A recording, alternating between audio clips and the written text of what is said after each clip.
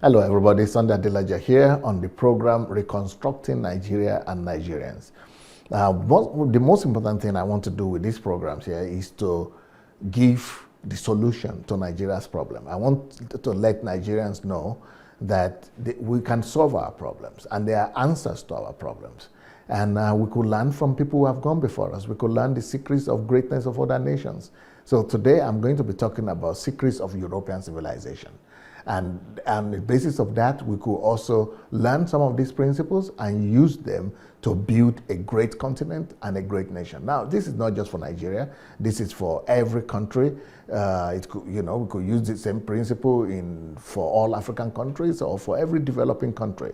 There are principles that make nations great. Anytime you see some results, some fantastic results or accomplishments, know that there have been some secrets that are behind them. So when you look at Europe, most of our people, Africans, we run to Europe, we want to come to Europe to work, to study, because Europe is an echelon of civilization. It's a standard bearer in civilization. So what is their secret? What brought Europe to the place they are right now? Because most of our people don't ask these questions. We come to Europe, we just want to survive. We come to Europe, we just want to make a living. We can't just get a job and we work. We don't even know. We know that everything is working, but we don't know why and how.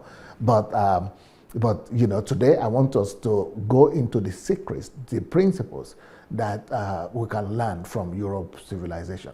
Number one thing that I want to pay attention to, and which we lack as a nation, is that for our nation to move forward, we need to define our own mission statement and do everything to accomplish and to hold up to that mission statement.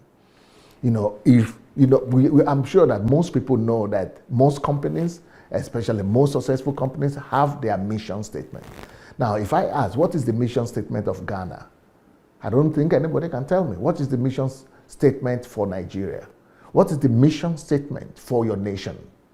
Do you have a mission statement? That is why I am studying the secrets of the greatness of nations, so that we could learn the principles and then set them out as our mission statements, as our goals, and determine our own, define our own goals for ourselves, determine our own mission statement for ourselves, and then devote everything to pursue it. Now, when it comes to Europe, you will see that these mission statements were a combination of what the great Greek philosophers taught and what Roman philosophers and Roman emperors, left for them. So, especially the principles that the Protestant reformers left behind. So what are these principles upon which Europe was made? And what are the principles that has made Europe to become the Europe that we see today? First, is a principle of self-denial. For Europe to become what it is today, they believe and they taught, and it has become part and parcel of them, that you cannot get any result without self-denial. Their forefathers, we are seeing their wealth today. But that wealth today in England, in Germany, is built on self-denial. But when they talk about self-denial, they always talk in all times when their civilization started. You will see that they always talk about self-denial in two directions. It's self-denial towards God and self-denial towards people. When it comes to self-denial towards God, is that you don't just live for yourself. So this is one of the things that made Europe great. Don't live for yourself, but live for the glory of God. That's why when you go to all the cities, the major cities of Europe, you will see cathedrals, churches, churches, because their whole belief system upon which their continent was built is that we deny ourselves, we work hard, not living for ourselves, but to the glory of God. But in Nigeria today, what people believe that is the glory of God. We also believe in God, but we are going to God for ourselves, for what God could give to us. So the reason why we are going to church is not for what we could do for God, but for what God could do for us. That is the big difference between the Christianity that transformed Europe and the Christianity that we are preaching right now. The Christianity that changed Europe, the Protestant values that changed Europe says, Nobody should live for himself. All of us, we deny ourselves. We deny ourselves. We are not living for ourselves. We are living for God.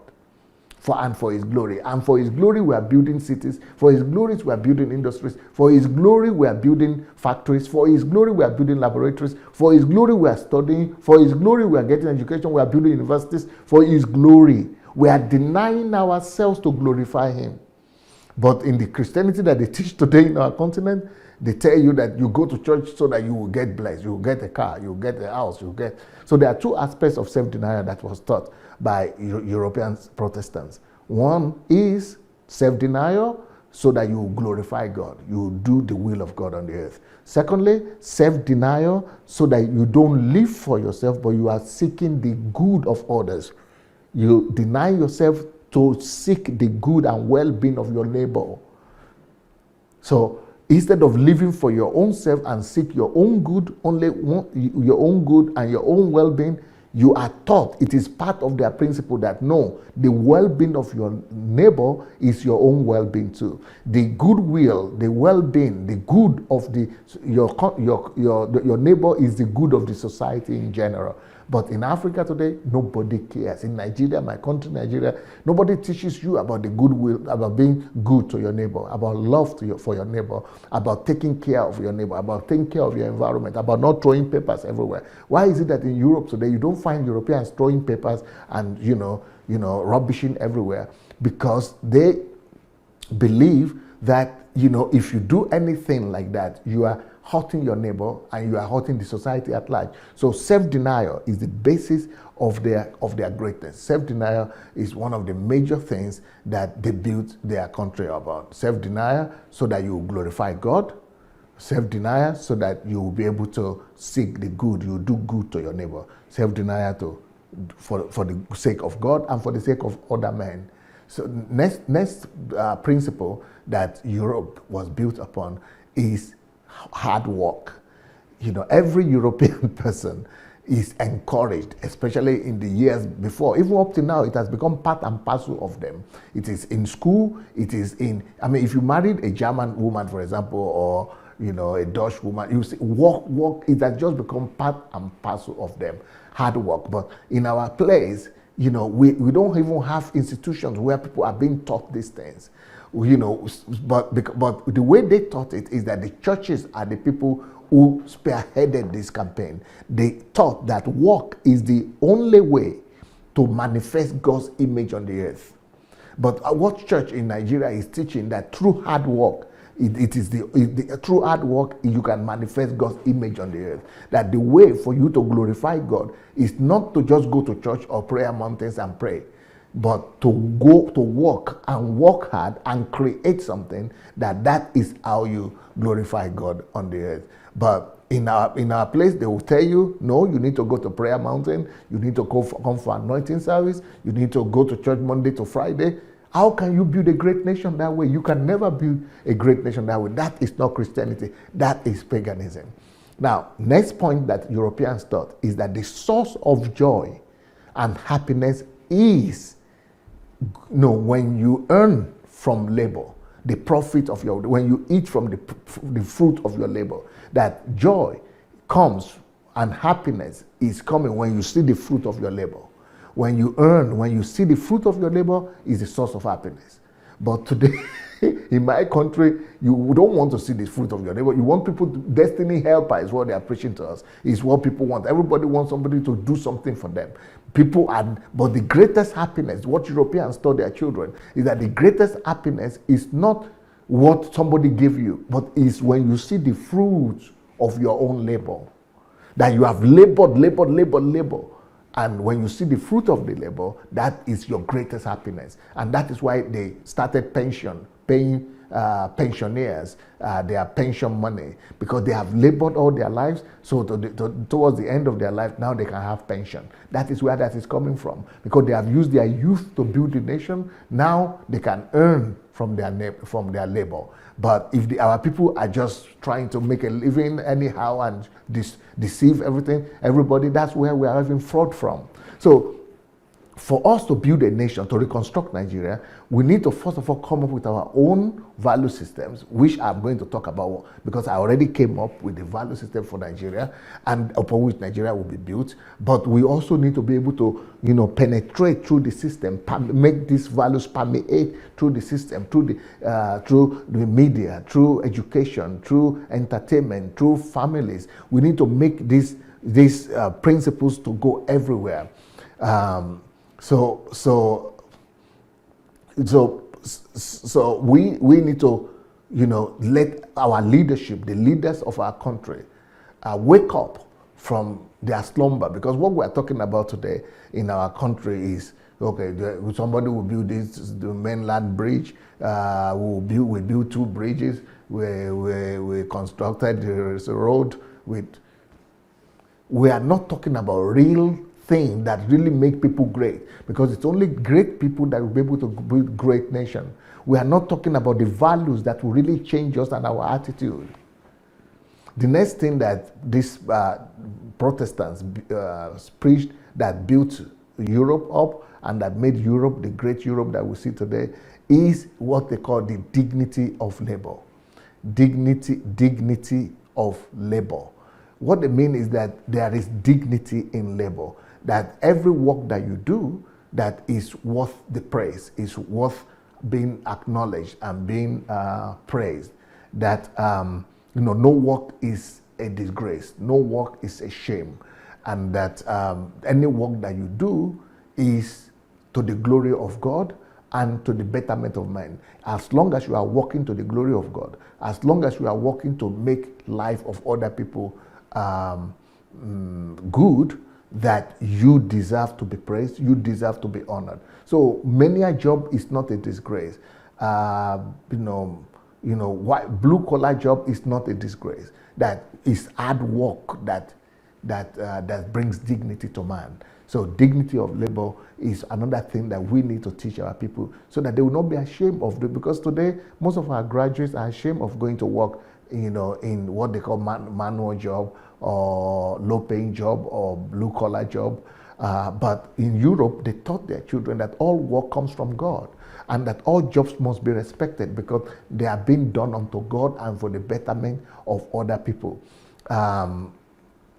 Unfortunately, our people today, they don't want to build their country. We are running to Europe, we are running to Canada, America, we are dying in Libya because we don't want to pay the price. We just want to run away and look for a white-collar job or something where we think we will not work, we will not need to suffer or work hard. But Europe that we are running to, they built their countries on these principles of hard work, self-denial. So the concept of dignity of labor is what revolutionized western part of Europe. And we can still adopt that kind of principle and it will revolutionize our country as well. But our leaders must be able to inculcate this into the subconsciousness of our people. We need to be able to propagate this through our movies, through our educational system, through, everything we do. Because we need to let our people know that fortune, wealth, goodwill, fortune smiles on the hard worker, not well-wishers. But right now we have more well-wishers than hard workers. Even graduates, our graduates are only well-wishers. They are wishing themselves well, but they are not really ready to go and work hard and create opportunities for themselves. So the concept of dignity of labor took people off the street because during the Protestant Reformation and industrialization in Europe, there were a lot of people in the streets. But the concept of hard labor, the value system of working hard, dignity of labor is what took people off the street, took them into factories, took them into industries, and they were able to use it to build a great continent that we are all admiring today. So we need to also encourage our people that, there is dignity in labor, there is respect in labor, because every work is created by God. And just like God himself is a creator, we should let people know that they have to create just like God themselves. They have to work. God himself is working and they themselves have to work. God is our creator. He created us our people also have to become creators and create something, bring creativity out. That is our creativity, and that kind of concept that God is a creator and He created us, and we too must create something to glorify Him. That's what made 90% of inventions during industrialization time. 90% of inventions came from Europe because everybody wanted to glorify God through their creation. They wanted to create something through the dignity of their labor. Those ones who are working at low-paying job, or the ones who are working at high-paying job, all of them were proud of their work because they know they are working to glorify God, and through work, God is glorified. So another principle that was taught in Europe that made Europe great is that the Europeans thought that wealth and success is not a matter of luck. That wealth doesn't come from luck. Success doesn't come from luck or from miracle. So the major, and the people who did this were not the Protestants so much, they were the philosophers. Philosophers like Voltaire. They destroy superstitions in regards to work and wealth. Because in Europe too, they had superstitions, that they had the god of this, especially from Greek mysticism and from Roman mysticism too. But the philosophers attacked the superstitions in regards to work and wealth and success. That no, success will not come because we went and do some sacrifice. Success will not come because we went and prayed to some gods. Success will not come because we have some statues in your house. Success will not come because we went and killed somebody's head. No, success will come only through hard work. Success will only come only through hard work. Success is not a matter of luck. It's as a result of hard work. And so that superstition that God will bless us and will give us success just disappeared from Europe.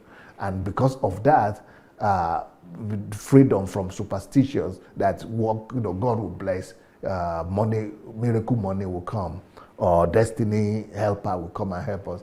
Because of the eradication of all those wrong belief systems, people were able to go and create wealth, thereby building their own country that way. So each worker in Europe, they value their participation in the process of creation. They know that if they don't work, they will not eat. And this is written in the Bible also. If we don't work, we will not eat. And so these people also started working hard, and they know that whatever they are doing is helping to build a great nation. So in the process, the factories just started appearing everywhere. Companies started appearing. Industries started springing up all over the place because these people had the right values. So it is the right value system that people have that builds a nation. The kind of country that we have is a reflection of the values system that we have. So if our country is not growing and we're in poverty, it's because we don't have the values that could build a nation, that could build industries, that could build those things, that could build the country. It means that the values that we have right now are not correct. And what is bothering me the most is that we don't have leaders, we don't seem to have people we don't have ideological approach to nation building. I can't see our value systems. I can't see programs that are promoting this. I can't see teachings and educational system and families that are promoting and bringing and imbibing these values of great nations into our country. Countries are not great because of their wealth. Countries are great thanks to the wealth of their values and their virtues. If we don't intentionally inculcate values and principles into our people, they will never be great. Our people will never be great, and our nations will never be great. Because a nation is only a reflection of the people, and the people can only do what they know. If we don't teach our people, if we don't inculcate these principles into them, they will not be able to become the kind of people that build great nations. And when we make them great inside, then they will be able to produce great things outside. I hope that the lesson from the European civilization will help our country to be able to do something right. Well, we have done it in the past as Africans. Look at that book here. It's called How Africans Brought Civilization to Europe. I hope that we will be able to learn from how Africans brought civilization to Europe, and we'll be able to also, bring civilization at least to our own continent again and to our own nations. Please get the book for more on this topic. This book will really help you to explore more on this subject. Thank you so very much for the love of God, church, and nation. Peace.